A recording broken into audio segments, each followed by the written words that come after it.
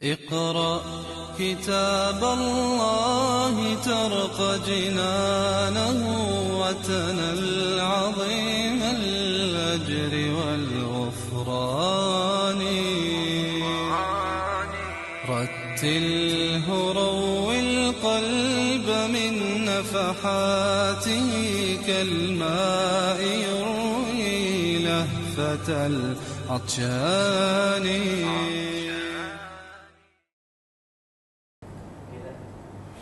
A'udzubillahi minasyaitonirrajim. Bismillahirrahmanirrahim. Alhamdulillahirabbil alamin, nahmaduhu wa nasta'inu wa nastaghfiruh.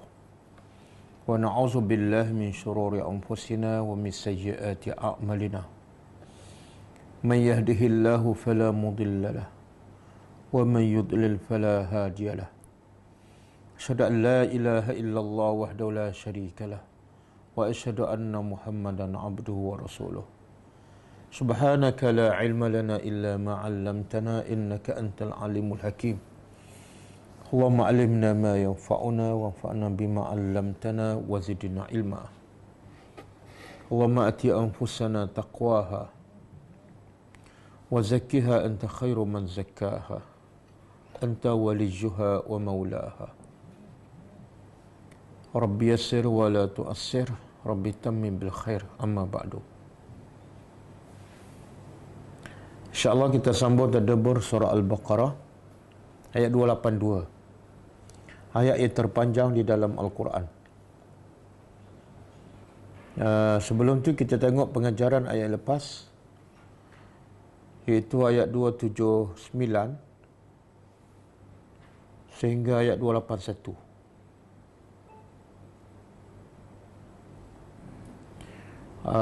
Pertama ayat 279. A'udzubillahi minasyaitonirrajim. Fa in lam taf'alu fa'zanu biharbin minallahi wa rasulih wa in tubtum falakum ru'usu amwalikum la tazlimuna wa la tuzlamun. Pengajaran ayat 279.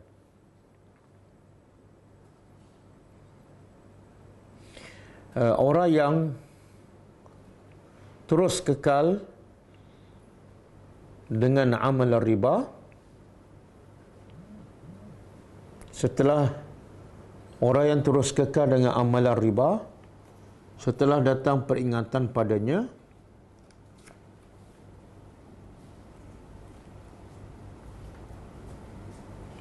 dia sebenarnya telah mengisytiharkan perang terhadap Allah dan Rasul.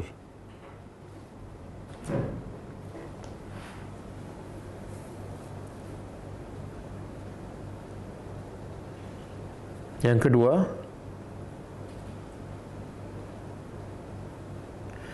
sesiapa yang diperangi oleh Allah dan Rasul, hidupnya tidak akan bahagia dan senang di dunia,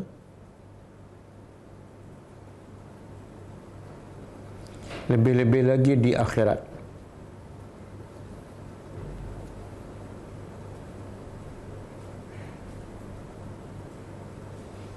Yang ketiga,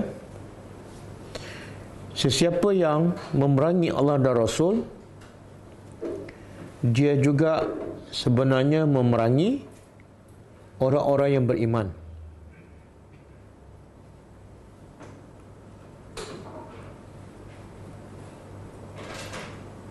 Kerana orang-orang yang beriman adalah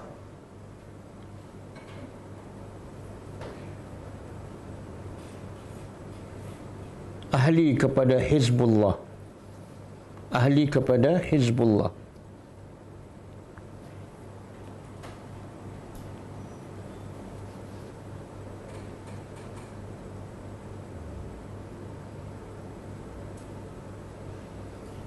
Yang keempat kan? Yang keempat,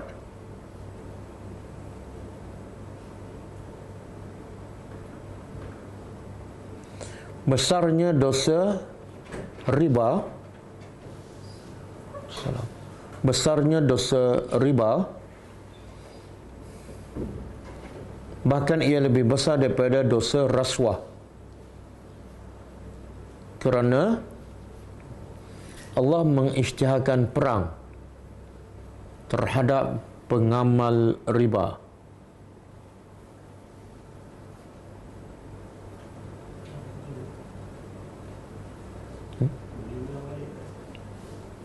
Besarnya dosa riba bahkan lebih besar daripada dosa rasuah, kerana ia diperangi oleh Allah dan Rasul.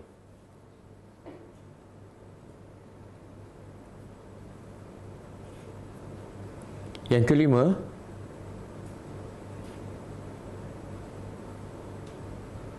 sesiapa yang bertaubat daripada riba,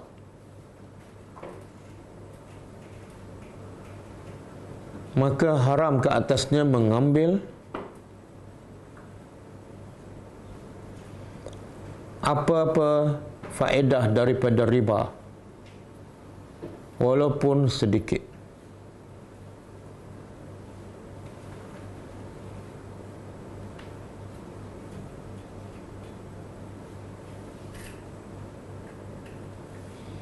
Yang keenam,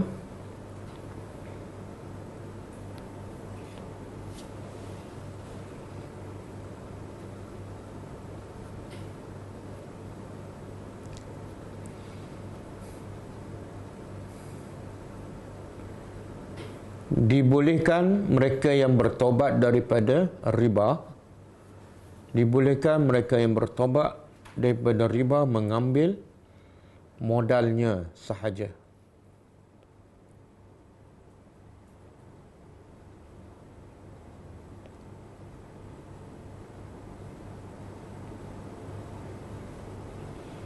Yang keenam. Yang ketujuh, sebab utama riba diharamkan ialah ia ada unsur kezaliman.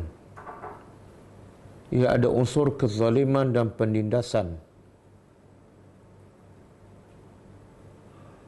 khususnya kepada orang yang diberi hutang.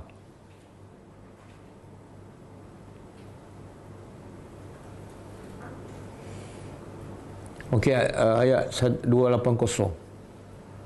A'udzubillahi minasyaitonir rajim. Wa in kana zu usratin fa naziratun ila maisarah wa an tasaddaqu khairul lakum in kuntum ta'lamun. Pengajarannya pertama, rahmat Allah kepada hamba-Nya, khususnya kepada orang yang miskin dan dalam kesusahan.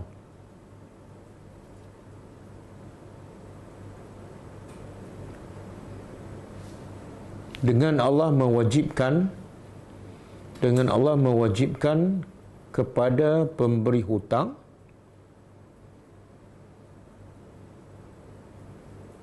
agar memberi tangguh kepada orang yang menerima hutang,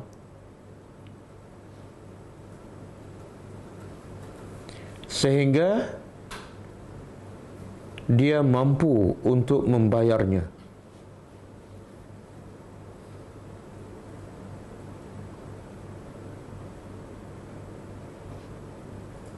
Yang kedua,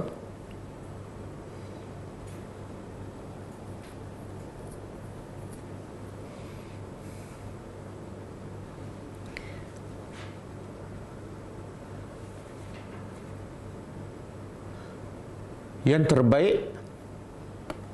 terbaik untuk pemberi hutang ialah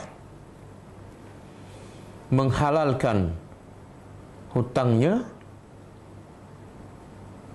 sekiranya orang yang berhutang tidak mampu membayarnya.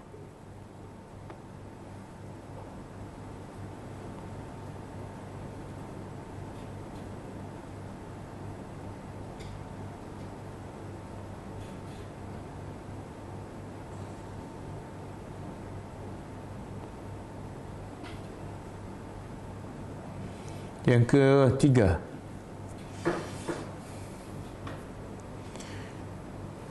sebaliknya, sesiapa yang mampu membayar hutang tapi tidak mahu membayarnya, maka si pemberi hutang boleh meminta dan memaksanya untuk membayar.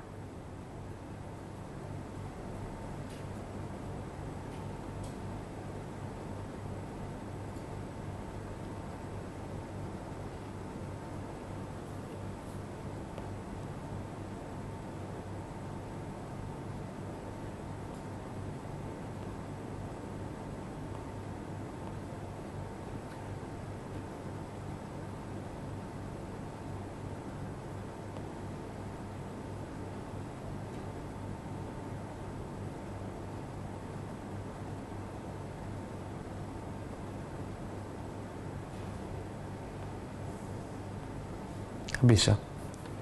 Ayat seterusnya, ayat 281. Wattaqu yawman turja'una fihi ila Allah thumma tuwaffa kullu nafsin ma kasabat wa hum la yuzlamun. Pengajarannya,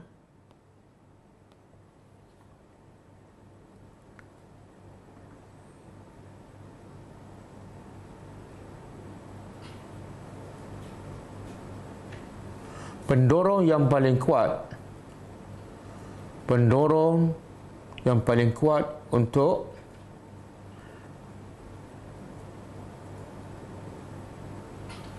mendorong manusia meninggalkan perkara yang haram ialah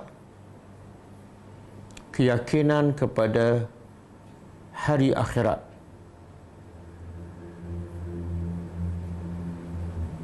dan azabnya yang terlalu pedih.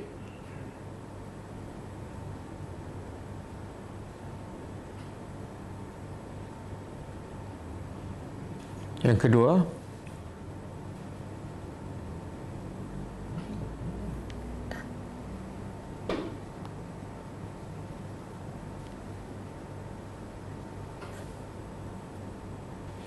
selagi manusia tidak beriman kepada Allah dan hari akhirat,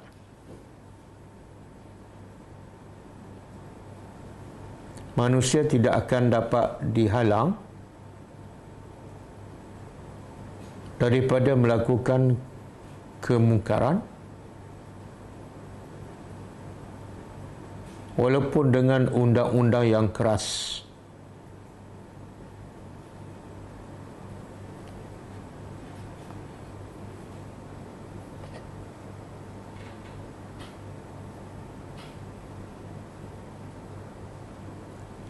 Yang ketiga, semua amalan manusia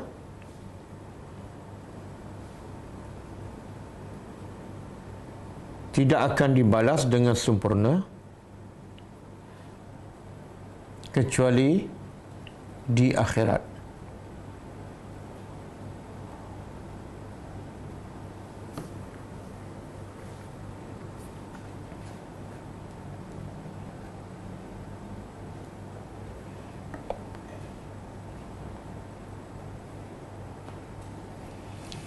Yang keempat, semua balasan yang akan disempurnakan di akhirat ke atas setiap manusia adalah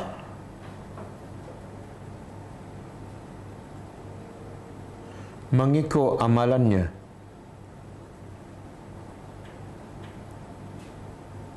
Sekiranya baik, baiklah balasannya. Sekiranya buruk, buruklah balasannya.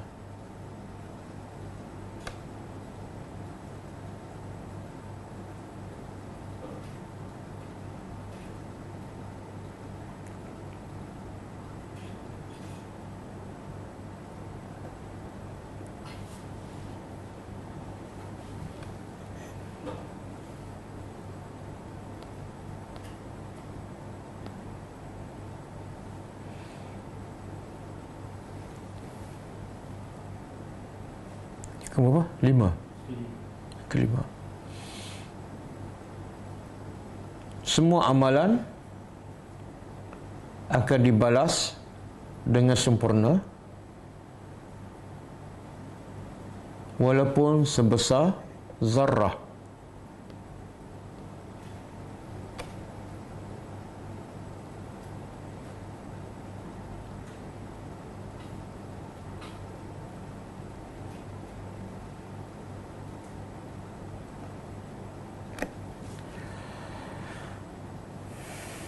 Okey, habis lah.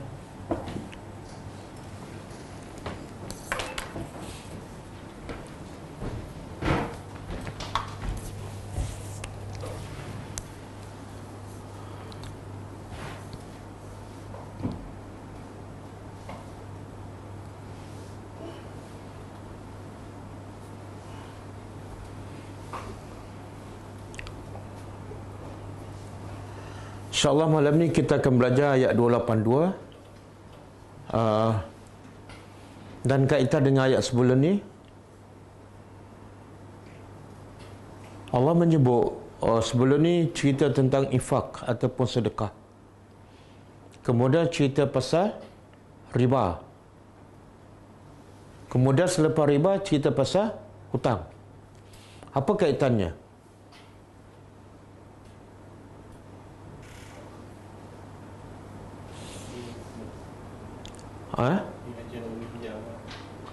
Kaitan antara sedekah, riba dan pinjam.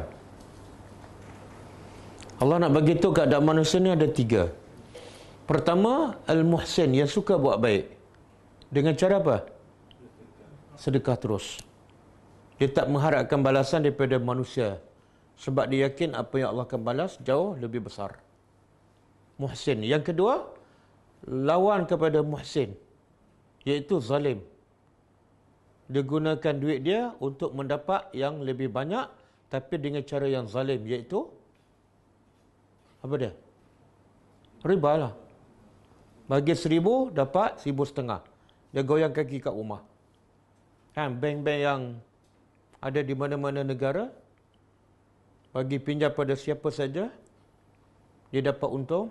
Kadang-kadang pinjam rumah, untuk rumah 400,000, tapi kita kena bayar berapa? Kadang-kadang sampai 1 juta. Itu golongan kedua, iaitu golongan yang zalim. Dan golongan ketiga, golongan yang adil, sederhana. Zalim pun tak, muhsin pun tak berapa sangat. Iaitu bagi pinjam dan dia dapat balik sebagaimana yang dia bagi. Kalau muhsin, bagi terus sedekah. Kalau zalim, bagi pinjam, dapat lebih. Tapi yang ni dia tak nak zalim. Dan dia tak nak muhsin. Adil. Dia bagi 1,000, dapat 1,000. Okey. Ini bahagian ketiga. Dan ayat ini adalah ayat yang terpanjang dalam Al-Quran. Berapa ayat ni? Ayat ni terpanjang. Berapa ayat? Satu ayat je lah. Tapi berapa baris?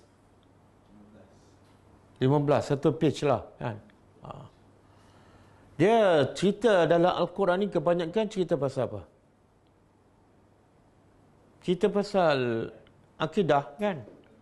Akidah 1/3, kemudian hukum hakam 1/3, kemudian kisah-kisah, cerita-cerita 1/3. Dan lebih banyak kepada cerita pasal akhirat. Dan kita, logiknya apa dia? Cerita yang pasal akhirat, ayat yang cerita pasal akhirat, itulah ayat yang paling panjang. Kan? Sebab Quran nak bawa manusia pergi ke akhirat, bukan nak kekal di dunia. Tapi terbalik, ayat yang paling panjang bukan cerita pasal akhirat, bukan cerita pasal solat, bukan cerita pasal zakat, puasa dan ibadat, tapi cerita pasal hutang. Apa pengajarannya? Hutang ni yang paling banyak dan dihisap ke akhirat. Masalah manusia ni banyak di akhirat, di tentang akhirat. Manusia banyak membunuh. Manusia banyak? Manusia banyak membunuh pasal tapi kenapa perlu panjang sangat? Sebab dia jadi adil. Dia jadi adil. Bagi adil. Okey, jawapan tak salah. Cuma tak tepat je. Pertama kata ulama, Allah nak gambarkan bahawa Islam ni bukan akhirat semata-mata. Buktinya apa? Cerita pasal hutang ni cerita pasal dunia. Tapi ayat paling panjang sekali. Mana Islam tak pernah mengabaikan urusan dunia. Satu. Yang kedua, memang kita semua dicipta untuk akhirat. Sepatut cerita akhirat yang paling panjang. Tiba-tiba cerita hutang paling panjang. Sebab apa? Sebab yang kedua ialah siapa yang mati, walaupun dia mati syahid, tapi kalau ada hutang, sangkut di akhirat. Orang mati syahid ni, kelebihannya apa? Tak ada azab kubur, tak ada hisab.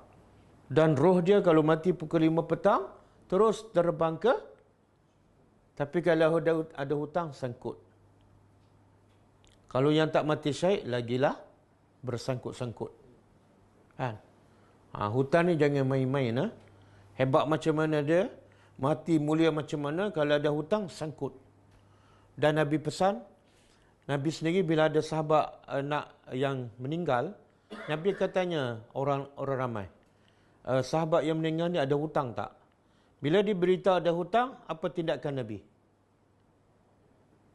Apa tindakan Nabi kalau mayat sahabat tu ada hutang? Nabi tak solat jenazah. Menunjukkan bukan benda kecil. Tapi Nabi yang tak solat, sahabat solat tak? Kenapa sahabat tak ikut Nabi? Kenapa Nabi tak bagi arahan? Kamu jangan solat. Kan kena ikut sunnah Nabi kan?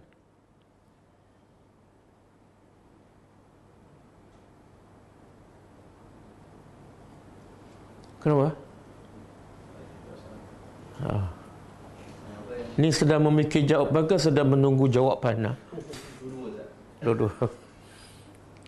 Dia mana-mana yang mati dan meninggalkan hutang, bukan haram kita solat. Kalau bukan haram, kenapa Nabi tak solat? Sebenarnya Nabi nak bagi amaran kepada yang masih hidup. Besarnya musibah orang yang berhutang. Sampai aku tak nak solat. Kamu nak solat, silakan. Sebagai peringatan kepada yang masih hidup, jangan sekali-kali berhutang. Dan bila ada sahabat yang meninggal tu berhutang dan Nabi tak nak solat, ada seorang sahabat nama dia Qatadah. Dia kata, ya Rasulullah, ini bukan keluarga dia. Aku akan tanggung, aku akan lansaikan hutang sahabat yang mati ni. Baru Nabi solat. Maknanya orang lain boleh tolong bayar hutang kepada si mati walaupun bukan keluarga dia. Okey. Jadi ini ayat paling panjang. Ayat paling pendek tahu tak apa dia? Dah ada ayat paling panjang, ada mesti ada ayat paling pendek kan? Itu surah. Kalau surah paling panjang, surah Baqarah. Ayat paling panjang, ayat hutang. Surah paling pendek, Al-Kawthar. Ayat paling pendek. Betul. Macam mana jawapan betul? Summa nazar. Surah Al-Mudaththir ayat 21. Ini ayat paling pendek. Ada berapa huruf? Berapa huruf ni? 6. Summa ni ada sabdu 3 dia ni. 3, 6. Surah Mudaththir ayat 21. Ayat paling pendek. Tapi huruf muqatta'ah, adakah dia panggil ayat macam Yasin, Nun, Qaf? Adakah itu juga dia panggil ayat? Apa dia? Yalah, adakah dia panggil ayat macam contoh Alif Lam Mim, Zalikal Kitab. Ayat pertama apa dia? Surah Baqarah. Zalikal Kitab ke Alif Lam Mim?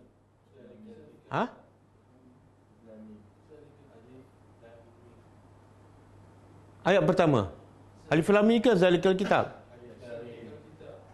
Ulama berbeza pendapat. Tak, alif lam mim lah. Ayat pertama alif lam mim. Sebab Nabi kata alif satu. Tak, itu dari segi pahala. Dari segi pahala. Okey, kalau alif lam mim satu ayat, ada lagi tak yang paling pendek? Ada nun, qaf, satu huruf. Tapi yang tadi 6 huruf. Kenapa yang ni paling pendek? Maksud ayat paling pendek ialah ayat yang ada maksud. Nun tak ada maksud, alif lam mim tak ada maksud. Okey. Kita tadabbur ayat pasal hutang. Auzubillahi minasyaitanir rajim. Wahai allazina, orang-orang yang beriman. Kita ingat ayat paling panjang ni ada ya ayyuhallazina amanu. Maka bila ada ya ayyuhallazina amanu, apa kewajipan? Kalau kita mengaku beriman dan kita baca ayat ni, ayat paling panjang ni, apa kewajipan kita?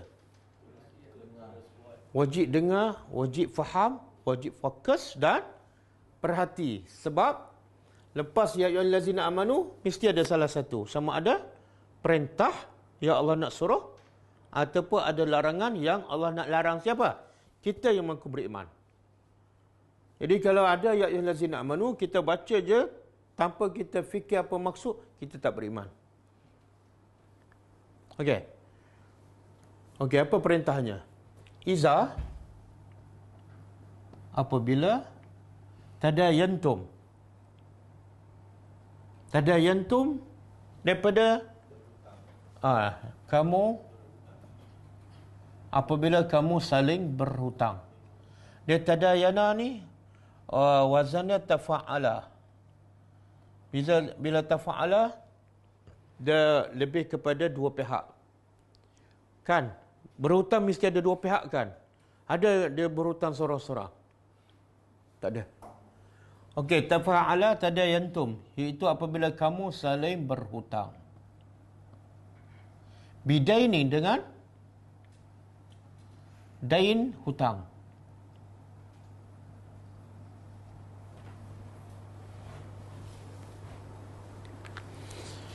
Perasan tak ayat ni?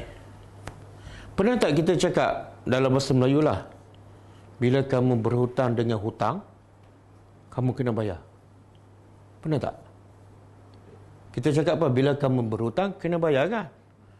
Tapi tengok bahasa Al-Quran, apabila kamu telah berhutang, sepatutnya yang ni tak payah sebut ni. Sebab bila kamu telah berhutang dah mafhum. Tapi Allah sebut lagi, apabila kamu berhutang dengan hutang.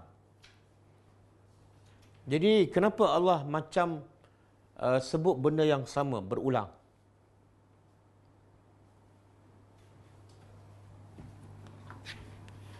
Pasal apa?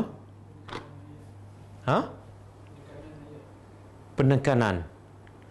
Ada contoh lain tak? Ada contoh apa ni? Wa ma min dabbatin, surah Ali Imran ke Al-An'am. Wa ma min dabbatin fil ardi wala ta'irin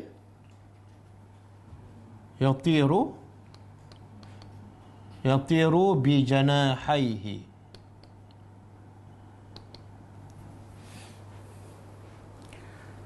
Cuba terjemah. Surah Al-An'am maksudnya. Dan tidak ada min dabah. Dabah ni mana? Makhluk yang bergerak. Sama ada haiwan ataupun manusia. Fil ardi, di atas muka bumi. Dan wala ta'irin, dan tidak ada juga burung. Burung. Yatiru, yang terbang. Bi janahaihi, dengan dua sayapnya.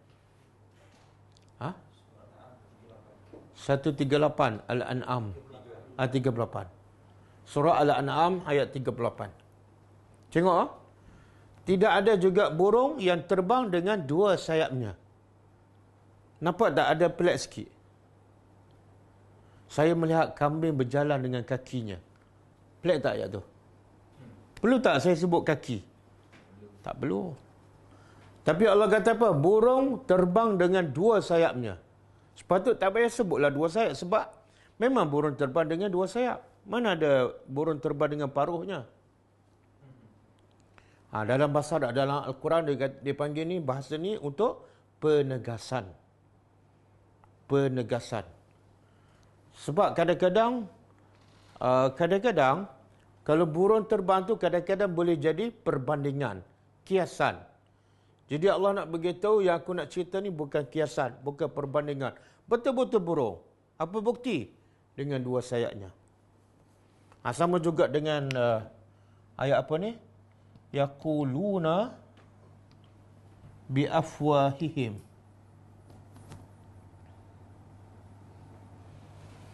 Allah kata mereka yaquluna berkata biafwahihim dengan mulut-mulut mereka. Ada tak orang berkata bukan dengan mulut, berkata dengan tangan? Ada? Tak ada. Jadi apa perlu disebut mulut? Sebab bila sebut berkata memang dengan mulut. Satu penegasan. Yang kedua Allah nak beritahu orang ni betul-betul bercakap dengan mulut dia. Sebab kadang-kadang berkata ni kadang-kadang dengan tulisan, bukan dengan mulut. Kan? Kadang-kadang berkata ni dengan tindakan, dengan perbuatan. Jadi Allah nak tegaskan kata-kata ni betul-betul dengan mulutnya, bukan simbolik. Okey. Di sini pun Allah nak bagi tahu. Sebab tadayantum dalam tafsir mengatakan ada juga tadayantum bermakna kamu berurusan. Tadayantum maknanya ta'amaltum. Apabila kamu berurusan umum, maka Allah perlu sebut hutang. Supaya tidak difahami selain daripada hutang. Okey. Apabila kamu telah berhutang, apa hukum berhutang dalam Islam? Halal ke haram? Tak, tengok keadaan. Semalam kita dah belajarkan, kalau dia berhutang tanpa ada keperluan, hukumnya haram. Kenapa berhutang saja-saja? Kan? Itu haram hukumnya. Tapi kalau berhutang berdasarkan keperluan, dibolehkan. Okey, dia berhutang ila ajalin musamma. Kepada ajal. Ajal apa dia?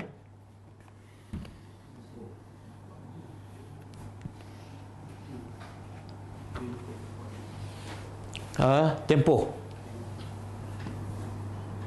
Ini ajal bahasa Arab, bukan ajal bahasa Melayu. Kalau ajal bahasa Melayu, sebenarnya ajal bahasa Melayu dia ambil daripada bahasa Arab. Tapi makna dia dah bertukar. Ajal bahasa Melayu makna apa? Mati. Salah. Kalau kita kata bekas isteri Muhammad dah sampai ajal, kita faham apa? Tapi kalau orang Arab dia faham apa? Habis tempoh, dah. Okey, apa berhutang kepada tempoh musamma. Apa makna musamma? Yang ditetapkan. Kenapa Allah sebut hutang di tempoh yang ditetapkan? Mana Allah nak beritahu peraturan bila berhutang kena tulis. Tapi yang kena tulis tu yang mana? Yang ni ada tempoh ni. Sebab ada hutang yang ada tempoh. Saya berhutang dengan awak. Bila nak bayar? Bila hujan turun saya bayar. Itu tak boleh tulis. Dan hutang tu tak sah. Saya akan berhutang bila ni? Bila kucing bertanduk. Itu tak boleh. Sebab tu yang ada kata wajib tulis, ada kata sunat. Bila tu? Bila hutang yang ada tempoh. Lepas 3 bulan saya akan bayar. Masuk tahun baru, tahun depan saya akan bayar. Maka faktubuhu. Maka tulislah. Tulis. Hu ni balik pada apa ni? Dain. Balik pada dain. Tulislah hutang tu. Okey. Sekarang kalau kita belajar bahasa faktubu ni fi'il amar. Amar menunjukkan apa? Perintah. Perintah menunjukkan apa? Wajib. Jadi adakah setiap hutang tu wajib tulis walaupun RM50? Wajib. Pernah tak kita berhutang tapi tak tulis? Pinjam duit RM10, besok saya bayar. Tulis tak? Berdosa ke tak? Tadi keluar fatwa wajib. Kalau kita kata wajib, berdosa tak tulis?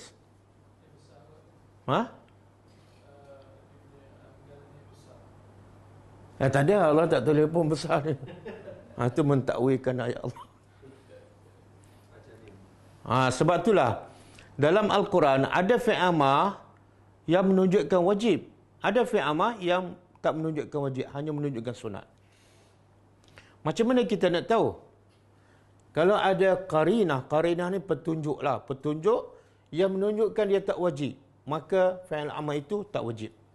Sebab nanti kita akan belajar ayat 283. Allah kata bila kamu musafir, tak ada orang tulis, maka tak apa, tak berdosa. Menunjukkan tulis tu hukumnya sunat. Ada sebahagian ulama kata wajib, tapi majoriti ulama mengatakan hukum tulis tu adalah sunat. Ustaz, kenapa Ustaz kata sunat? Ini fi'il amar menunjukkan wajib. Bukan semua fi'il amar menunjukkan wajib. Saya bagi contoh lain kan. Dalam satu hadis Nabi kata, ya gulam, kul biyaminika. Biyaminika. Sorry.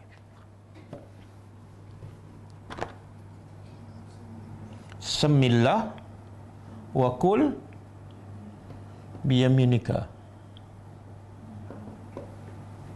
Wa kul mimma yalik. Kan? Okey, ya gulam, wahai budak, semillah. Semillah fi'il amar. Baca bismillah. Kemudian kul, makanlah dengan tangan kanan. Ini pun fi'il amar. Okey, sekarang dua-dua ni fi'il amar. Satu, sebut nama Allah sebelum makan. Yang kedua, makan tangan kanan. Sunat ke wajib? Tapi ini fi'il amar. Mana tahu sunat? Ini fi'il amar. Fi'il amar menunjukkan perintah. Perintah menunjukkan wajib.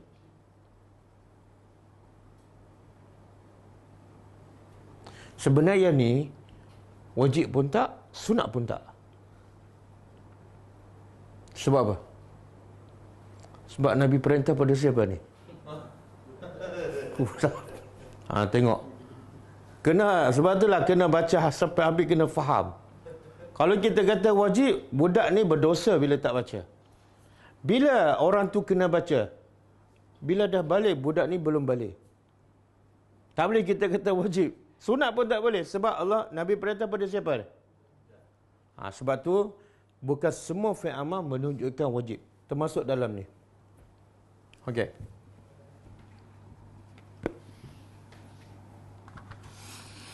Okey, tulislah hutang itu. Wal yaktub. Dan hendaklah tulis bainakum, di antara kamu, katibun. Salah. Katibun ni nakirah. Bila nakirah apa makna dia? Tak spesifik ke umum. Maknanya kalau orang tanya siapa penulis ni, orang yang berhutang ke orang yang diberi hutang? Kalau ikut ayat ni tak mestinya. Sebab Allah kata katibun, tak kira siapa. Tapi yang penting mana-mana penulis. Yang penting apa dia?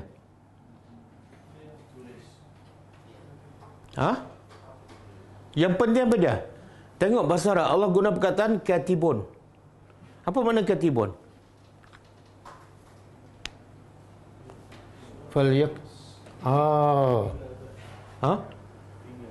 Faktubuhu.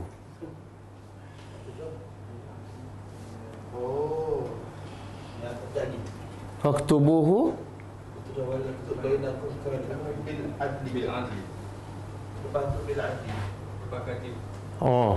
Katibun bil adli.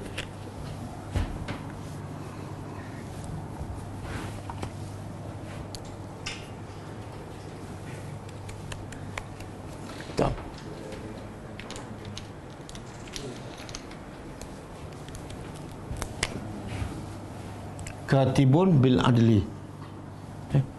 Mana yang besar? Hitam.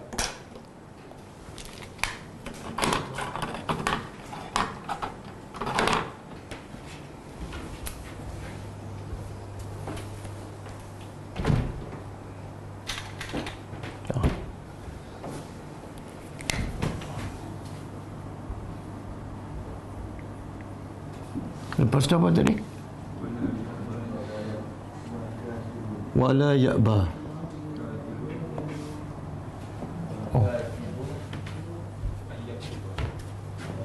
Oh, banyak tertinggal. Wala ya'ba katibun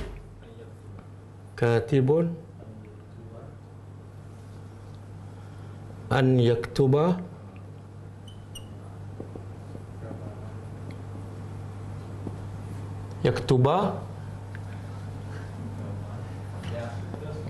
kama allamahu.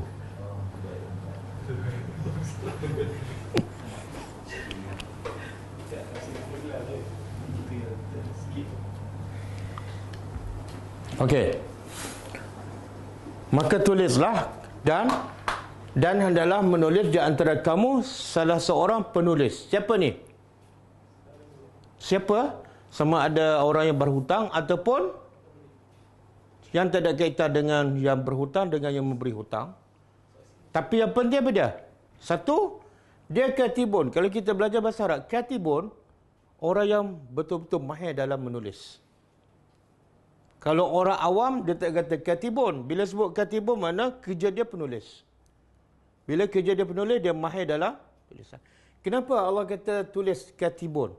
Kenapa Allah tak kata yang siapa ni?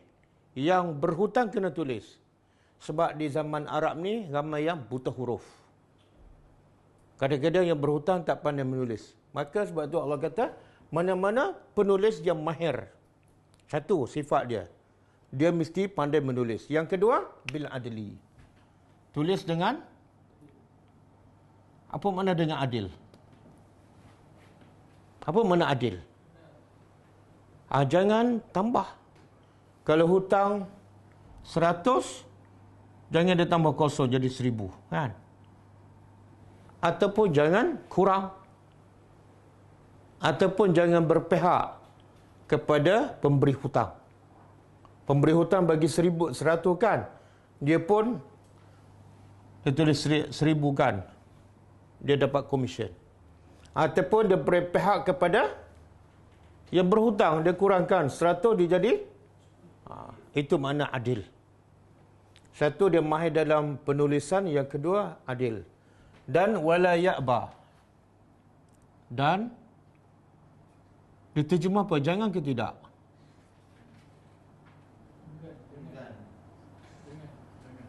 Jangan ya'ba, enggan.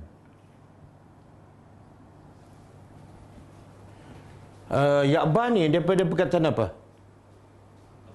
Aba. Kalau fi'il madhi, aba. Kalau mudhari', ya'ba. Kita biasa jumpa perkataan aba kan?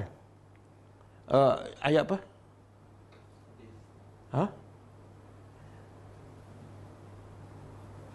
Apa dia? Wa iskunna lil malaikati usjudu li adama fasajadu illa iblis aba wastakbara. Jadi aba tu makna iblis enggan. Past tense. Yang ni akan datang ataupun sekarang. Jangan enggan. Katibun, mana-mana penulis. An yaktuba, untuk menulis. Okey, apa maksud ni? Maknanya kalau saya dipilih untuk menulis sebagai saksi, Allah kata apa? Bila orang minta bantuan kita, jangan kita enggan, jangan kita menolak. Sebab tu ulama kata, bila orang pilih kita, hukum ni jadi wajib. Dia hukum ni bukan fardu ain, dia fardu kifayah. Maksudnya apa? Kalau saya seorang dah buat, yang lain lepas dosa. Tapi kalau saya tolak, yang lain tolak, semua berdosa. Kenapa ni penting ni? Dia mungkin tak ada upah pun, sukarela, tapi jadi wajib. Kenapa? Yalah kenapa? Kenapa kena tulis? Kenapa wajib? Apa dia? Kenapa sampai wajib? Bila wajib, benda tu menunjukkan penting. Sebab hutang ni, kadang-kadang dengan sebab tak ada tulisan boleh jadi bergaduh. Boleh jadi membunuh. Maka Allah nak supaya anggota masyarakat Islam hidup dalam aman, saling percaya, saling berkasih sayang. Maka bila orang bagi tanggungjawab pada kamu, jangan tolak. Mungkin satu hari, kamu nak berhutang, kamu pula cari orang lain sebagai penulis. Hidup dalam Islam ialah, dia panggil apa? Takaful ataupun ta'awun.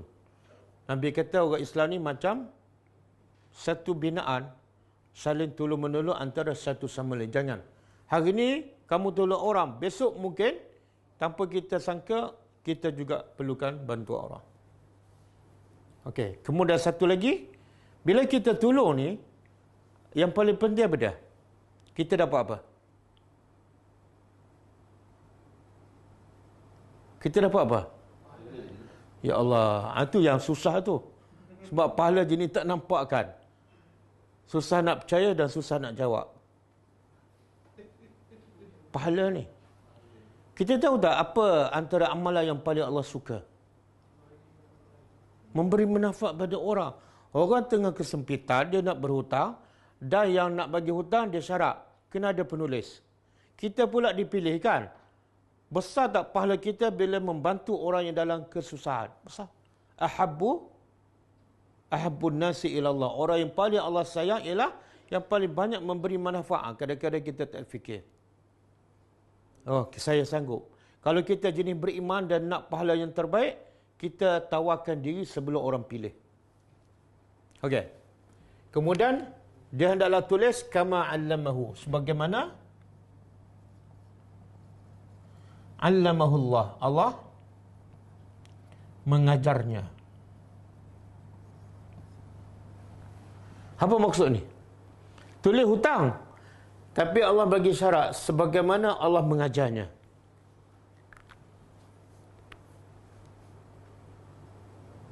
Ada dua pendapat. Pertama, ahli tafsir mengatakan tulis bagaimana Allah mengajarnya, iaitu Allah dah ajar kamu pandai menulis.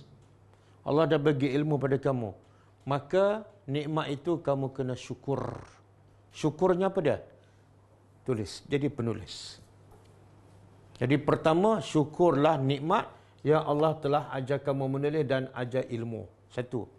Yang kedua maksud dia, tulis bagaimana Allah mengajar, iaitu tulis mengikut hukum yang benar. Jangan tambah, jangan kurang, jangan seleweng, jangan condong pada sesiapa. Sebab Allah nak yang adil. Tak boleh ikut suka. Kena amanah. Okey, kemudian Allah tegaskan lagi, fal yaktub, maka hendaklah menulis. Maka hendaklah dia menulis. Siapa ni? Penulis. Siapa penulis? Tak kira. Yang penting ada dua syarat. Satu, mahir dalam menulis. Yang kedua, adil. Dan wal yumlil. Yumlil. Dan hendaklah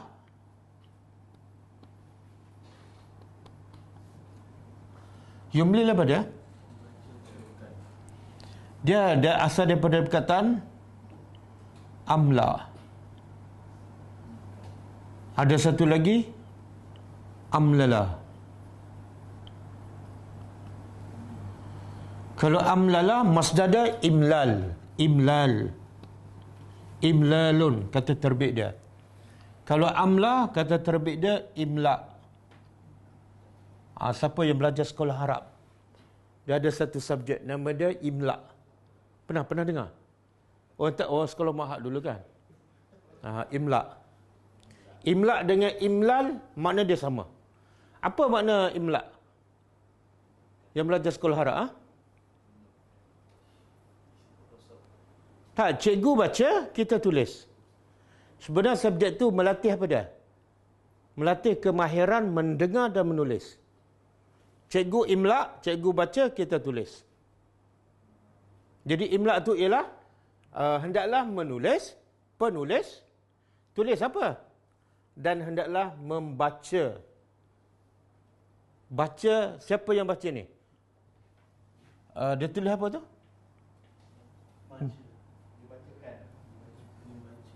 Dia kalau baca kurang tepat lah. Dia bukan baca teks.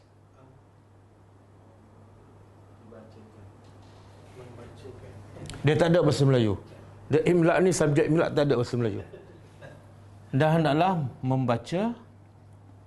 Siapa yang baca ni? Allazi, orang yang alaihi ke atasnya hak. Siapa ni? Bukan. Tak. Penulis, dia akan tulis apa yang dibaca oleh orang ni. Penulis, kerja dia tulis. Tulis ayat apa? Ayat yang akan dibaca oleh orang lain. Tengok bahasa Arab. Yang membaca tu ialah orang yang ke atasnya hak. Siapa? Yang berhutang. Dalam bahasa Arab kata, kalau ke atasnya, makna dia kena bayar. Kalau pemberi hutang, dia panggil apa? Lahu. Baginya, dia akan dapat bayar balik. Yang bertanggungjawab kena bayar ke atasnya, iaitu dipanggil pemiutang. Jadi siapa yang baca ni? Orang yang berhutang. Siapa yang tulis? Penulis. Okey, soalan dia, kenapa orang yang berhutang kena baca? Bukan orang yang bagi hutang.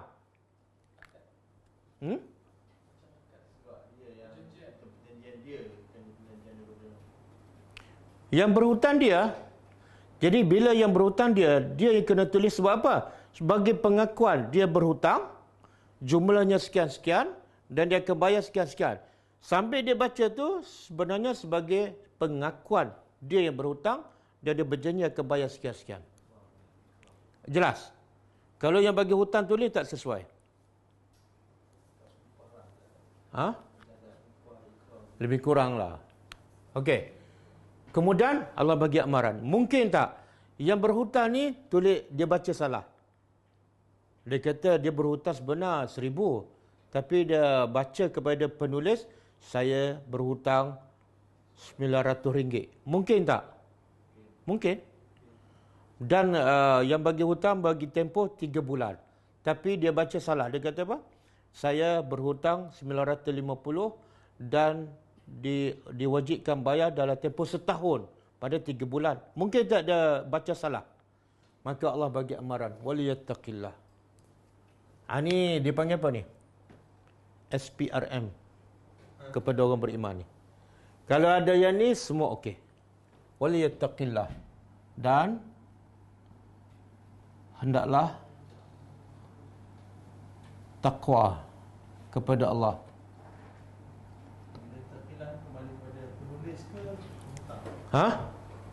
Siapa yang paling ada kepentingan ni? Yang berhutang lah. Jadi Allah bagi tuju ni kepada orang yang berhutang. Dia paling berkepentingan. Kalau nak ubah pun dia lah. Penulis ni tak ada kepentingan sangat. Kalau dapat apa, komisen je. Dan Allah ulang, takutlah pada Allah. Allah tambah apa? Rabba, Tuhannya. Apa faedah? Apa faedah? Yalah, tak cukup sebut Allah ialah Rabb. Rabb ialah Allah. Sepatutnya Allah kata waliyattaqillah, cukup. Ataupun waliyattaqi rabbah, cukup. Tapi Allah sebut dua-dua. Sebagai peringatan. Masa kamu baca tu, pastikan betul. Macam mana kamu nak pastikan betul? Takutlah Tuhan yang kamu sembah. Dan Tuhan yang kamu sembah adalah pencipta kamu. Apa makna pencipta? Dia boleh buat apa saja. Dia nak jadikan kamu kera, satu saat jadi kera. Wala yabkhas, dan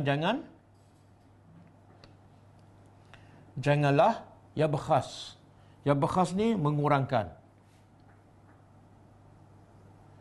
mengurangkan darinya. Darinya ni, nya balik pada apa?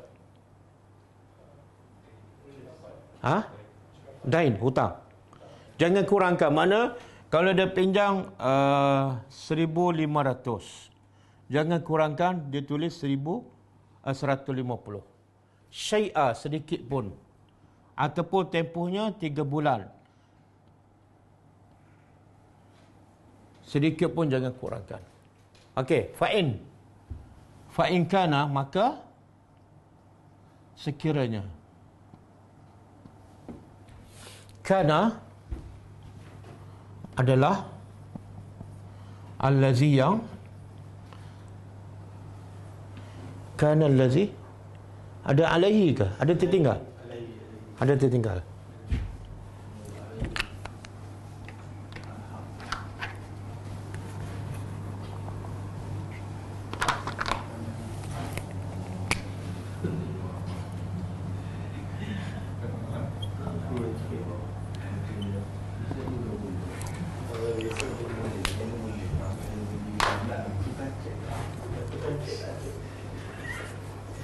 Yalah, ini nak hutang pun ada penulis, ada saksi 2 orang.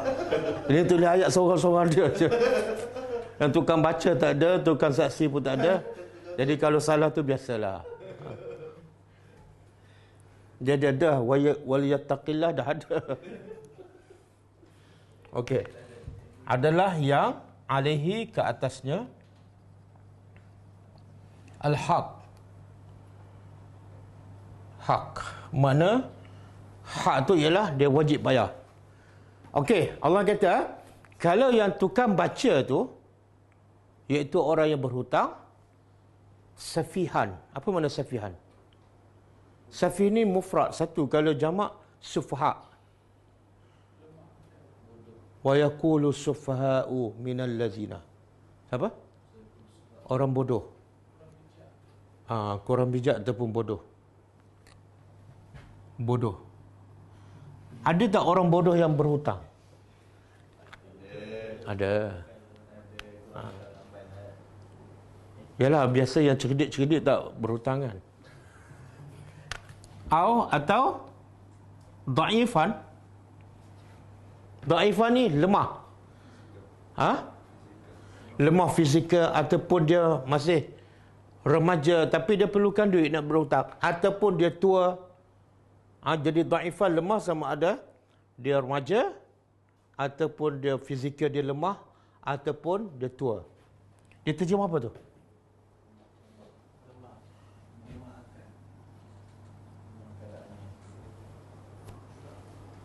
Tak, dia lemah akal lebih kepada sini.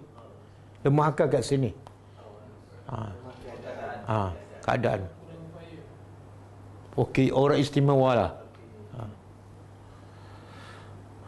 Okey, au la yastati', atau la yastati', tidak mampu an yumilla, untuk yumilla ni, yumlil, membacanya. Au la yastati'u an yumilla. Oh, banyak tertinggal ni. Biasalah teman-teman. Dia bila panjang kan? Panjang tak? Oh, panjang.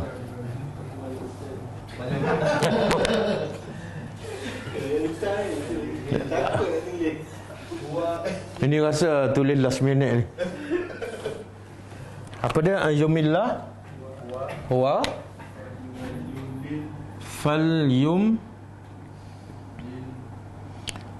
lilil, falyumlil waliyuhu bil adli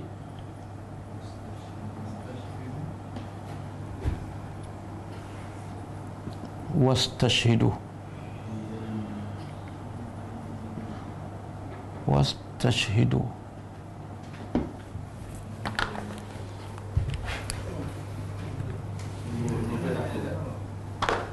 wastashhidu syahid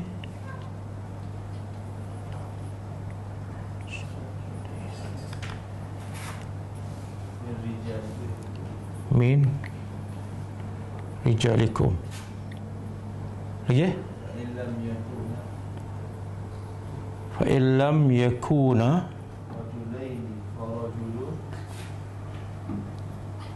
fa illam yakuna rajulaini farajulun tak muat farajulun wa imra'atani. Sikit lagi tak sempit ni. Wa imra'atani mimman. Betul? Dah. Okey. Okey, sekarang Allah kata apa? Penulis lain.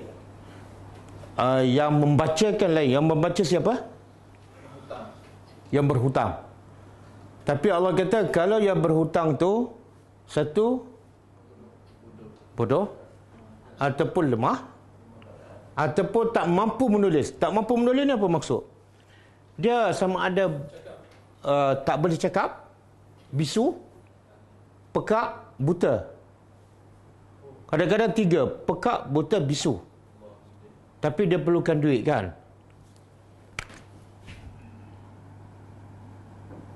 Maka siapa kena baca?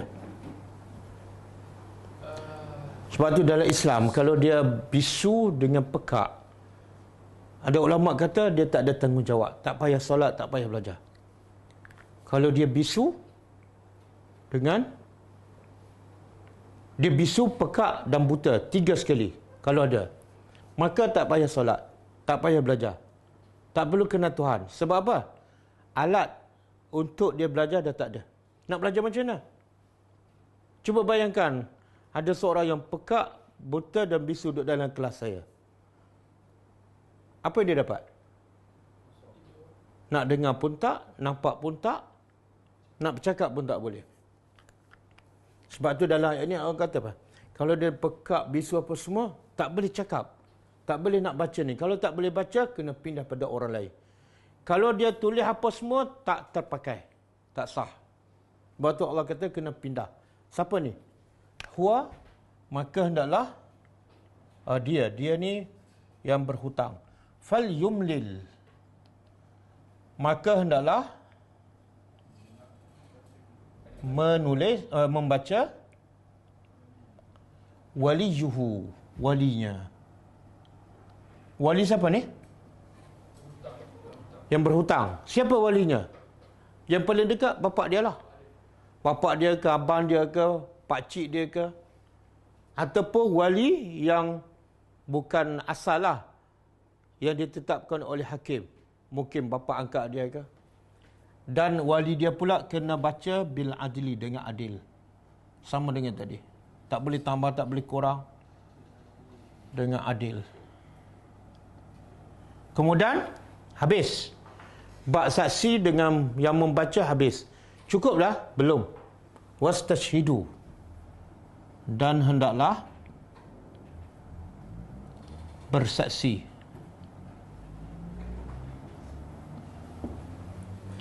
Syahidaini, dua saksi.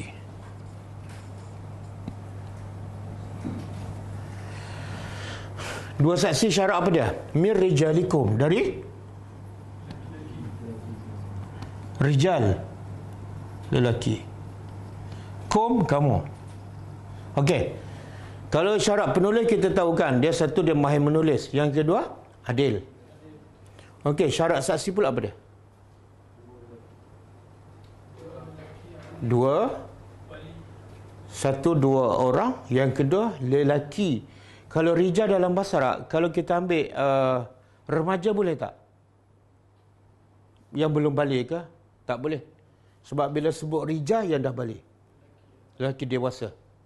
Ambil budak tak boleh. Yang ketiga tak boleh perempuan, sebab Allah sebut rijal. Yang keempat mesti beriman. Dari mana? Ha?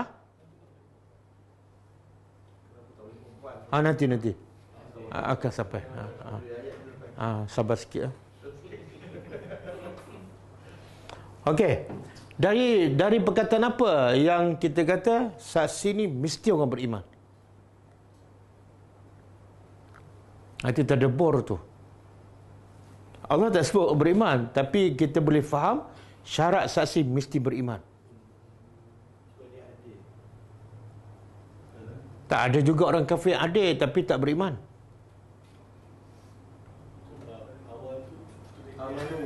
Ha? Sini tak ada amanu atas. Ha? Apa dia? Siapa cakap kum? Betul. Tengok. Allah kata daripada rijal kamu. Kamu siapa? Ya Allah bercakaplah siapa? Orang beriman. Maka ini dalil bahawa saksi ni mesti orang beriman. Lelaki daripada kalangan kamu. Siapa kamu? Yang aku bercakap ni lah yang aku beriman. Boleh? Jadi tak boleh ambil sebarangan orang. Okey, fa'il lam yakun. Kalau tak ada, fa'il lam yakun. Maka sekiranya lam yakuna, tidak ada rajulaini, dua, tak ada dua lelaki. Apa pilihan? Farajulun. Tengok bahasa Arab. Rajulaini dua. Kalau rajulun seorang. Maka kalau tak ada dua lelaki, seorang lelaki, maka seorang.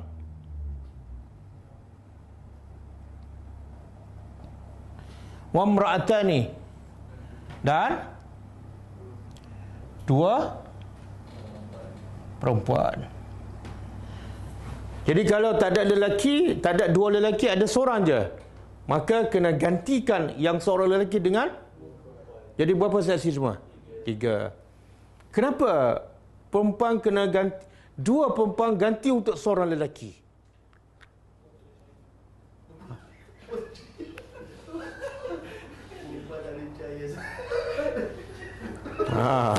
Tak boleh percaya perempuan itulah jadi isteri kita. Perempuan itulah jadi mak kepada anak-anak kita. Perempuan itulah yang melahirkan kita. Cakap baik-baik lah.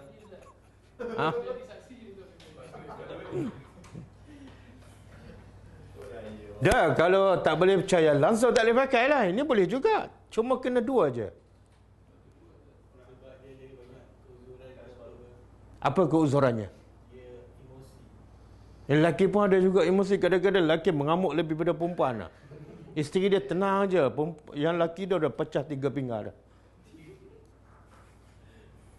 Sebab satu hadis Nabi kata perempuan ni kekurangan daripada naqisatu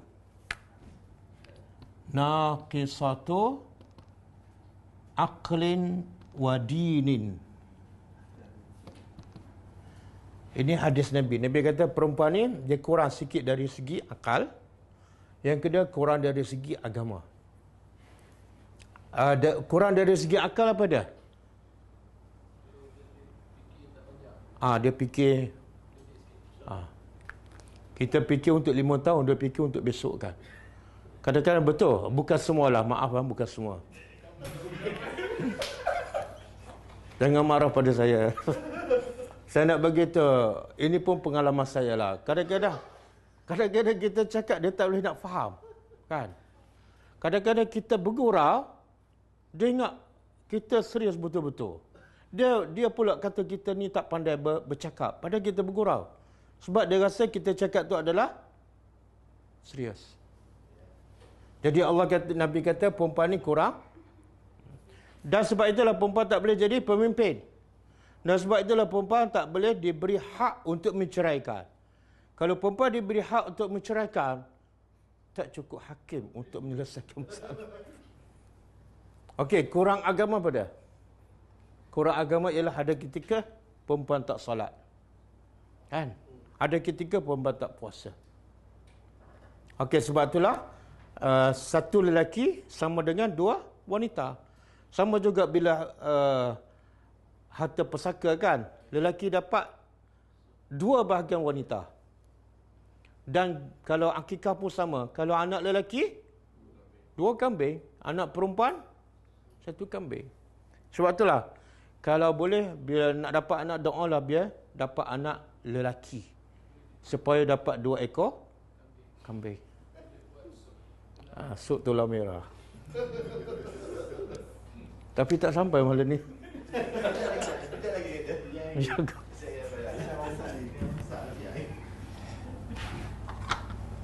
Okey. Dan 2 saksi ni pula syarat dia apa? Mimman. Dari siapa yang tardawna kamu redha, minasyuhada dari kalangan para saksi. Okey. Allah nak bagi, ada pendapat mengatakan ayat memang tardawna minasyuhada khas untuk saksi wanita. Yang lelaki dah ada syarat ni, beriman, lelaki kan. Yang ni memang tardawna untuk wanita. Tapi pendapat paling kuat, memang tardawna minasyuhada semua, saksi lelaki dan perempuan. Makna ini syarat tambahan. Tadi beriman, dewasa kan. Kemudian tambah satu lagi, yang masyarakat kenal dan redha. Tak boleh sebarangan. Tak boleh sebarangan.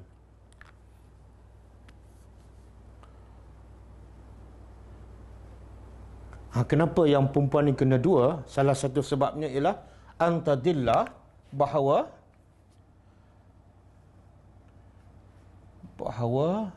tadillah apa dia? Bukan sesat, lupa. Bahawa ihdahuma, salah seorang dari keduanya, dari kedua wanita,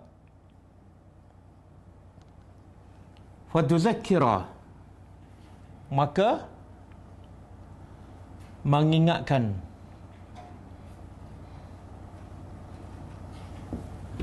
ihdahuma, yang seorang lagi. Boleh? Jadi ini Allah nak begitu hikmah. Kenapa 2 perempuan ganti tempat seorang lelaki? Sebab salah satunya perempuan ni kadang-kadang pelupa. Bila pelupa, ada seorang lagi boleh ingatkan. Dan biasanya susah nak berlaku dua-dua lupa kan? Dua-dua lupa. Seorang lupa, yang kedua lupa. Itu biasa jarang berlaku. Okey. Boleh? Jadi akad untuk hutang mesti 5 orang lah dia. Apa dia? Akad untuk hutang. Untuk berhutang 5 orang lah. Yang berhutang, penulis, saksi 2. Kalau tak ada lelaki, tambah seorang lagi. Jadi semua 5 ataupun 6 orang. Kenapa benda ni wajib ke sunat?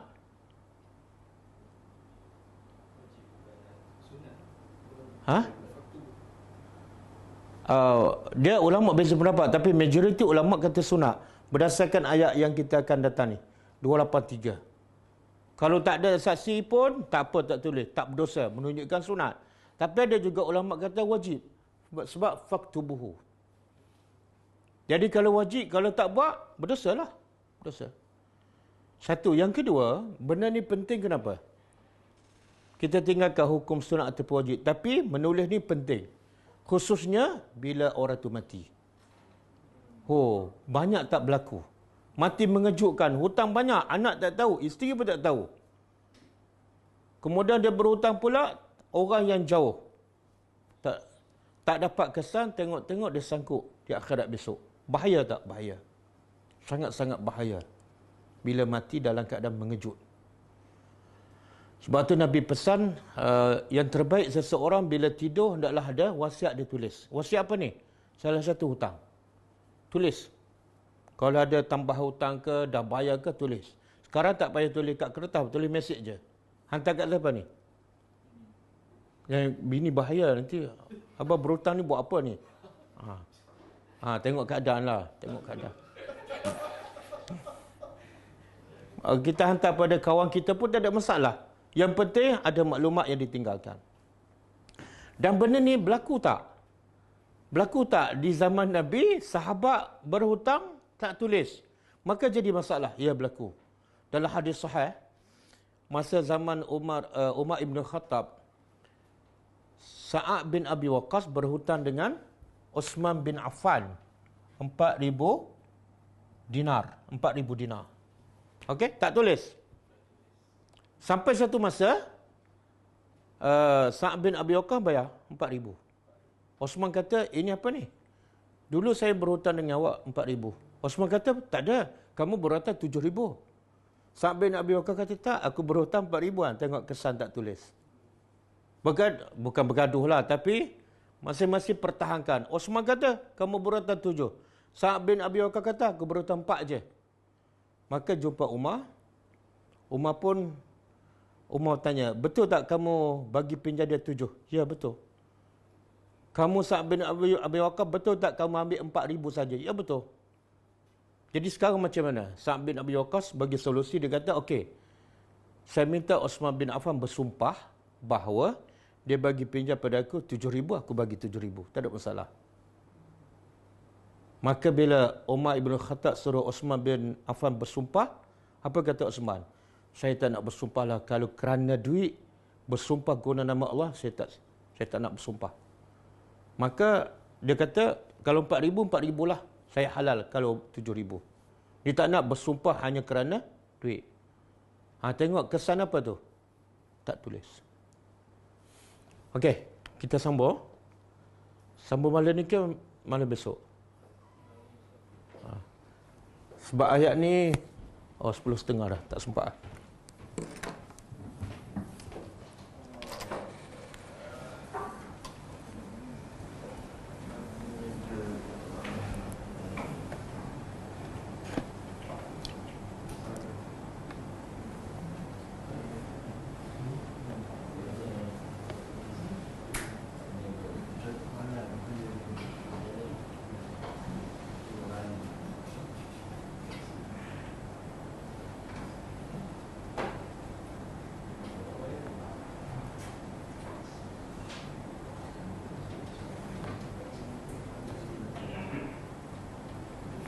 Okey, kita baca buku dosa-dosa yang dianggap biasa.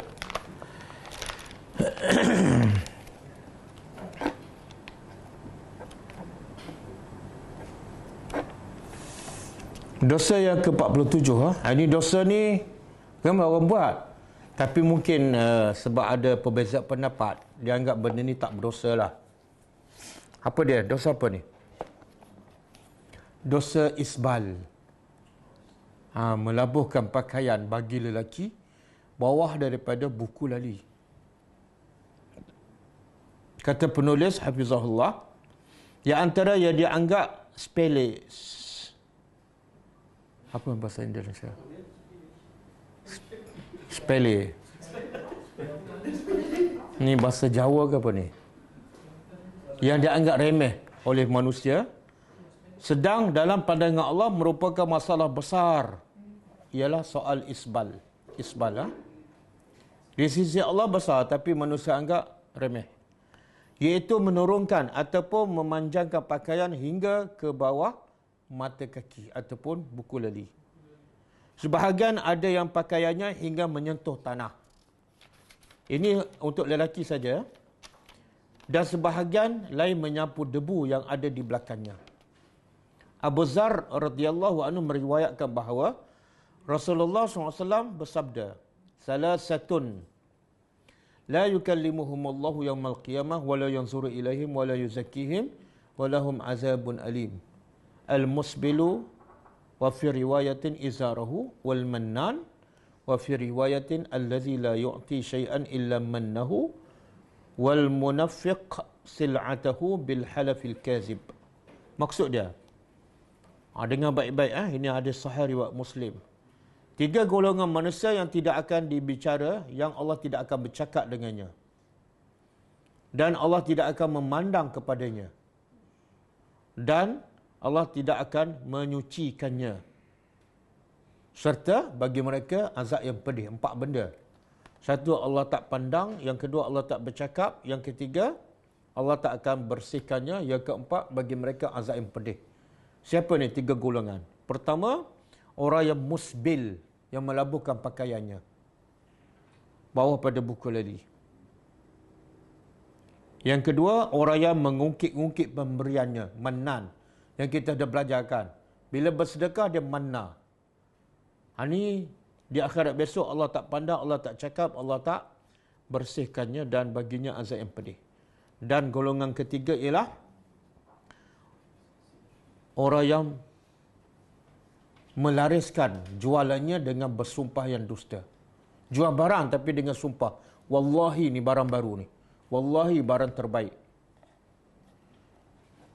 Okey, kata penulis, ada orang beralasan, berdalih, saya melakukan isbal tidak niat takabur, sombong, kan? Hanyalah ingin membela diri yang tidak ada tempatnya. Kalau ikut penulis ni dia kata, siapa yang berhujah dia melabuhkan pakaian, bukan sombong, jadi tak ada masalah. Yang Nabi larang labuh pakaian kerana sombong, kan? Maka kata penulis itu hujah yang tidak betul. Ancaman, sebab apa? Sebab ancaman untuk musbil yang melabuhkan pakaian adalah mutlak dan umum. Baik sama ada dengan maksud takabur ataupun tidak takabur. Sebagaimana ditegaskan dalam sabda Nabi SAW, dalam satu hadis Nabi bersabda, "Ma tahtal ka'baini minal izari fa finnar." Maksudnya, apa sahaja yang di bawah mata kaki, bawah buku lali, tempatnya di neraka. Hadis ini Nabi tak sebut kerana sombong. Hadis lain ada sebut. Saya ulang, sabda Nabi SAW, apa sahaja yang di bawah pada buku lali daripada pakaian, maka ia dalam neraka. Ini untuk lelaki. Kemudian kata penulis, jika seseorang melakukan isbal, melabuhkan pakaian dengan niat takabur, maka seksanya akan lebih pedih. Kalau dia labuhkan pakaian dengan sebab takabur dan sombong, maka azabnya lebih pedih. Sebagaimana disebut dalam hadis, man jarra saubahu khuyala lam yanzurillahu ilaihi yaumal qiyamah. Barang siapa yang memanjangkan bajunya, pakaiannya dengan takabur, nescaya Allah tidak akan melihatnya pada hari kiamat. Jadi hadis ini sebut sombong. Hadis yang tadi tak sebut sombong. Jadi kata ulama yang mengatakan haram isbal, yang melabuhkan pakaian tanpa sombong dosa besar. Yang melabuhkan pakaian sebab sombong dosanya lagi besar. Sebab dengan begitu ia melakukan dua hal yang diharamkan sekaligus, iaitu isbal dan takabur. Isbal diharamkan untuk semua pakaian, seluar ke, kain plekat ke, sebagaimana ditegaskan oleh Rasulullah SAW yang diriwayatkan oleh Ibnu Umar radhiyallahu anhu. Al-isbalu fil izari wal qamisi wal imamah man jarra minha syai'an khuyala lam yanzurillahu ilaihi yaumal qiyamah. Isbal itu pada kain sarung, gamis, baju panjang, siapa saja yang memanjangkan darinya dengan sombong, maka Allah tidak akan melihatnya pada hari kiamat. Adapun wanita, mereka diperbolehkan menurunkan pakaiannya sebatas ataupun sejengkal bawah daripada buku lali untuk menutupi kedua telapak kakinya, sebab ditakutkan akan tersingkap oleh angin ataupun lainnya. Tetapi tidak dibolehkan melebihi yang wajar, seperti umumnya busana pengantin. Itu tak bolehlah. Yang pakaian pengantin itu bukan labuh bawah pada buku lali, itu labuh sampai ke pintu dewan. Bahkan mungkin kainnya harus ada yang membawanya daripada belakang. Okey. Boleh Jadi sebaik-baik kita usahakan, walaupun ada ulama khilaf, berbeza pendapat, tapi nak mengelakkan daripada takut-takut benda tu betul-betul haram, sebaik-baik kita singkatkan pakaian kita. Ada satu ketika hadis Sahih Umar ketika ditikam dan masa tu dia nazakkan. Dan ada seorang lelaki datang, tengah sakit tu, tengah cedera parah. Umar tegur lelaki tu, kenapa kamu tak singkatkan pakaian kamu? Itu hadis sahih. Jadi ulama kata, bagaimana Umar tengah sakit tu boleh nampak, boleh perasan kawan tu pakaiannya labuh. Menunjukkan Umar faham bahawa itu adalah satu dosa yang besar. Wallahu alam. Assalam. Jika sangkut di akhirat disebabkan hutang, tak bayar hutang, maka apa kesunahannya? Jika takut di akhirat. Kalau sangkut yang tadi kalau tak bayar sangkut, apa kesunahan? Okey, sekarang sebab itulah kena ada ni tulis wasiat.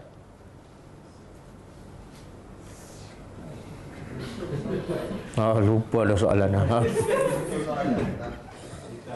macam kita kata yang Okey, macam ni. Dah ada satu hadis, Nabi kata siapa yang berhutang dengan niat betul-betul nak bayar, tiba-tiba dia tak mampu bayar, Allah akan bantu dia. Allah akan bantu selesaikan hutangnya, sama ada tuan yang bagi hutang halalkan ataupun Allah pandai-pandailah. Dan siapa yang berhutang dengan niat tak nak bayar, memang dia akan sangkut dan sangkut sampai bila-bila. Maka sebab itulah yang penting apa dah? Niat masa berhutang tu. Dan kita tengok sejarah apa ni? Yang bunuh 100 orang. Yang bunuh 100 orang. Macam mana dia boleh masuk syurga? Kan dia buat zalim pada keluarga 100 orang tu. Sepatut nak masuk syurga, dia tak akan lepas kecuali dia minta maaf pada keluarga yang dibunuh. Betul kan? Tapi Allah maafkan. Sebab itulah yang penting bila kita nak buat apa-apa, niat kita ikhlas kerana Allah. Kalau kita tak mampu selesai kat dunia, Allah akan bantu juga supaya selesai masalah tu. Wallahu a'lam. Ha? Menyatakan keadaan orang yang sangkut. Sangkut tu macam mana tak faham sangkut. Tak, dia sangkut hutang ni. Macam satu hadis Nabi kata, kamu tahu tak siapa yang muflis? Sahabat jawab, orang yang muflis ialah orang yang tidak ada dirham dan tidak ada dinar. Bankrupt kan? Sampai sahabat faham macam kita faham. Nabi kata bukan. Orang yang muflis, yang bankrupt ialah orang yang ada amalan solat, puasa, haji, zikir, macam-macam amalan dia. Tapi dia zalim pada orang, dia hutang tak bayar, dia tampak orang, dia ambil hak orang. Bila dia pergi akhirat, ini keadaan dia ni. Apa dia? Dia diminta bayar balik apa yang dia buat zalim pada orang, termasuk hutang. Okey, kalau dah habis semua dia bayar, banyak lagi kezaliman yang dia buat pada orang belum selesai. Maka dipindahkan dosa orang yang dia buat zalim, pindah pada dia. Dia akan tanggung pula dosa orang lain. Pahala dia dah habis, dosa pula bertambah. Maka akhirnya dalam hadis tu, orang ni dicampak ke dalam neraka. Walaupun dia pergi ke akhirat dengan amalan yang banyak, solat, puasa, tapi sebab dia buat zalim pada orang, sangkut. Sangkut-sangkut tu maknanya sampai akhirnya dia masuk ke neraka. Okey. Kalau pemberi hutang tu pun lupa dia bagi hutang, nak kira macam mana tu Ustaz? Akhirat nanti orang yang berhutang disangkut juga. Orang yang bagi hutang lupa. Tak, itu masalah orang bagi hutang. Masalah kita berhutang, jangan kita lupa. Jadi wajib kita bayar. Kalau dia lupa, dia kata, saya tak ingatlah saya bagi hutang. Tak apa, saya memang ingat. Ini kewajipan saya bila saya berhutang dan saya ingat saya kena bayar. Abang tak ingat, itu masalah abang lah, tapi saya wajib bayar. Kecuali abang halalkan. Wajib dia bayar. Tak boleh sebab orang yang bagi hutang lupa, dia pun tak bayar. Tak boleh. Wallahu a'lam.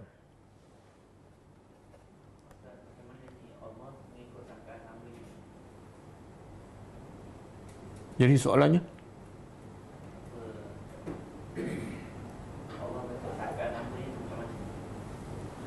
Ini tak ada kaitan dengan hutang ah.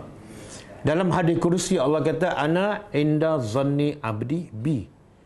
Aku mengikut sangkaan hamba-Ku kepadaku. Kalau hamba-Ku bersangka baik padaku, sentiasa berfikiran positif, maka jadi baiklah. Tapi kalau hamba-Ku bersangka buruk padaku dan berfikiran negatif, jadi tak baiklah pada dia. Contoh, kalau dia ditimpa musibah, dia bersangka baik pada Allah. Musibah ni Allah nak ampunkan dosaku, Allah nak tinggikan darjahku, Allah nak dekatkan aku pada dia. Aku kena reda, aku kena sabar. akhirnya dia akan jadi kebaik. Satu kebaikan yang sangat besar. Sebab apa? Sebab dia reda dan bersangka baik pada Allah. Tapi kalau bila Allah bagi musibah, dia bersangka buruk pada Allah. Kenapa aku je? Kenapa ketika aku susah ni, Allah engkau bagi lagi sakit? Dia bersangka buruk pada Allah. Maka penyakit itu akan mengeretnya kepada musibah lagi besar. Apa dia? Tak reda dengan Allah Subhanahu wa ta'ala. Wallahu a'lam. Bagaimanakah pula wanita yang memakai pakaian ketat seperti pakaian orang berbasikal yang betul-betul ikut tutup badan? Lelaki pun sama pakai pakaian ketat masa berbasikal. Orang tidak silap. Dia wanita ni wajib menutup aurat. Dan pendapat majoriti ulama, aurat wanita ialah seluruh badan kecuali muka dan tangan. Walaupun pendapat paling kuat sebenarnya satu badan termasuk muka.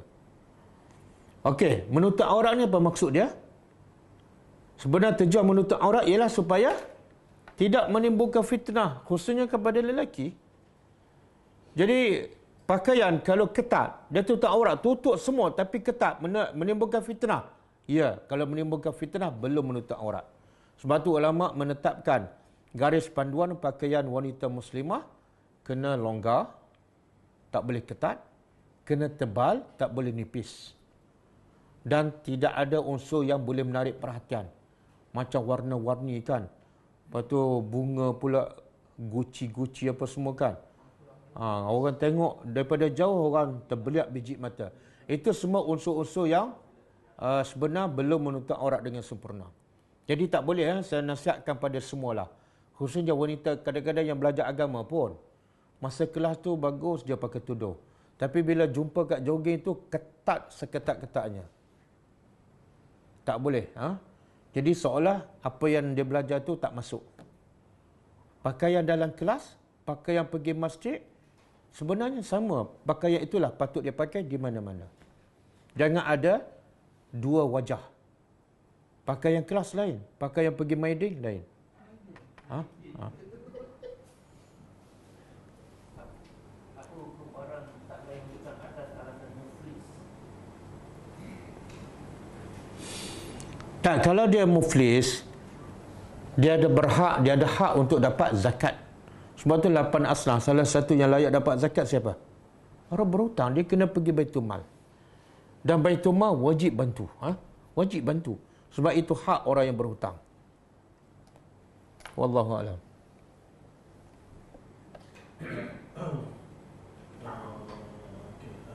Assalamualaikum Ustaz, saya nak tanya. Salam.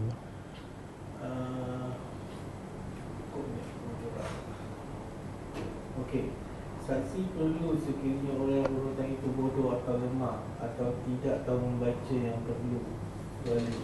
Sekiranya orang yang berhutang itu tidak bodoh, maka tak perlu cari saksi ke? Adakah betul pemahaman itu? Tak. Kita okey, saya ulang soalan. Kalau orang yang berhutang itu tidak bodoh, tidak lemah, cerdik kan? Jadi soalan dia, adakah dia perlu cari saksi? Kita balik pada hukum asal. Bila berhutang, adakah wajib menulis, wajib ditulis ataupun sunat? Kalau kita ambil hukum sunat, maka tak payah tulislah. Bila tak payah tulis, tak perlulah saksi semua tu. Tapi kalau kita ambil hukum wajib, semua perlu. Penulis perlu, saksi pun perlu. Ini syarat penulis. Dia mesti ada penulis, mesti ada 2 saksi. Kalau kita ambil hukum, wajib. Tapi pendapat paling kuat tak wajib. Buktinya apa? Kita yang bagi pinjam ni, kita ada hak tak nak menghalalkan hutang? Ada kan? Mana lebih besar? Menghalalkan hutang ataupun tidak menulis hutang? Mana lebih besar? Jadi kalau kita boleh menghalalkan hutang, takkan tak boleh kita bagi hutang macam tu tanpa ditulis. Itu pendapat paling kuat. Jadi menulis ni hanya sebagai sunat. Cuma saya sebut tadi takut-takut apa ni? Lagi satu yang paling bahaya, takut kita mati mengejut. Oh bahaya tu. Anak tak tahu, isteri tak tahu. Tengok hutang keliling pinggang. Ustaz, dalam solat jika berpakaian isbat, adakah solatnya terbatal? Tidak sah. Dia balik pada perbezaan pendapat ulama. Pendapat ulama yang mengatakan isbal kalau bukan kerana sombong, tak ada masalah. Maka solat labuh pakaian sah. Okey, pendapat yang mengatakan isbal tu adalah haram, dosa besar, maka solat dia sah tak? Wah, itu pun ulama kata ada yang mengatakan solat tak sah, ada mengatakan solat sah tapi dalam solat dia melakukan dosa besar. Wallahu a'lam. Bagaimana nak selesaikan hutang kepada satu kedai yang sudah tidak wujud? Dia ulama bagi kaedah kalau kita berhutang kepada seseorang, kita wajib bayar pada tuan punya tu yang bagi hutang. Okey, kalau orang tu dah mati ataupun tak jumpa, kena cari waris dia. Kalau waris dia tak ada, kena bagi hutang tu, bayar bagi pada Baitul Mal. Kalau Baitul Mal pun sukar, yang keempat, kita niat sedekah kepada pemilik kedai tu. Kalau dia Cina, bagi Baitul Mal sedekah lah. Tapi orang Cina tu, dia tak akan dapat pahala lah. Kita buat kebajikan, paling kurang kita lepas. Semoga kita lepas. Yang tu Ustaz nak tanya, kalau hutang untuk syarikat, lepas tu nama kita yang buat pinjaman macam mana, lepas tu syarikat pengundi. Ustaz Mansyah. Dan nama syarikat tu pemiliknya kita. Jadi kalau kita, Dia dekat abang dia. oh abang dia. Dia sebenarnya dalam Islam, yang wajib membayar hutang orang yang berhutang, bukan penama tu. Kadang-kadang orang yang berhutang lain, tapi nama lain. Jadi dalam Islam adil. Takkanlah yang nama tu dia tak berhutang pun, tak dapat satu sen pun, takkanlah dia menanggung dosa. Tak, Islam tu adil. Yang akan menanggung dosa ialah orang yang mendapat manfaat daripada hutang tu. Ustaz, betul ke roh orang yang berhutang tergantung di langit? Saya tu Ustaz. Tak ada hadis mengatakan roh dia tergantung di langit. Tapi ada hadis mengatakan sangkut. Sangkut macam mana? Wallahu alam. Mungkin tak dihisap. Wallahu alam. Yang kata sangkut di langit tidak ada hadis. Ustaz, bukankah isu riba tidak muncul lagi sebab sudah ada perbaikan Islam dan tabakur?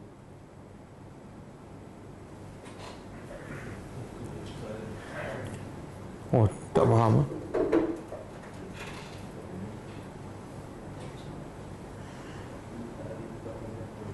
Assalamualaikum Ustaz. Saya ambil pandangan untuk tidak berjemaah salat fardu di masjid time PKP ni kerana solatnya berjarak. Tidak meribet. Bagaimana dengan solat Jumaat? Samalah. Jangan double standard pula. Solat fardu tak pergi sebab jarak. Solat Jumaat pergi. Sedangkan solat Jumaat pun jarak juga. Wallahu a'lam. Okey. Cukup ah? Kita tak boleh lama malam ni ah. Kita jumpa lagi insya-Allah malam besok. Kita tutup dengan membaca tasbih kafarah. Subhanakallahumma wa bihamdika asyhadu an la ilaha illa anta astaghfiruka wa atubu ilaik. Assalamualaikum warahmatullahi wabarakatuh.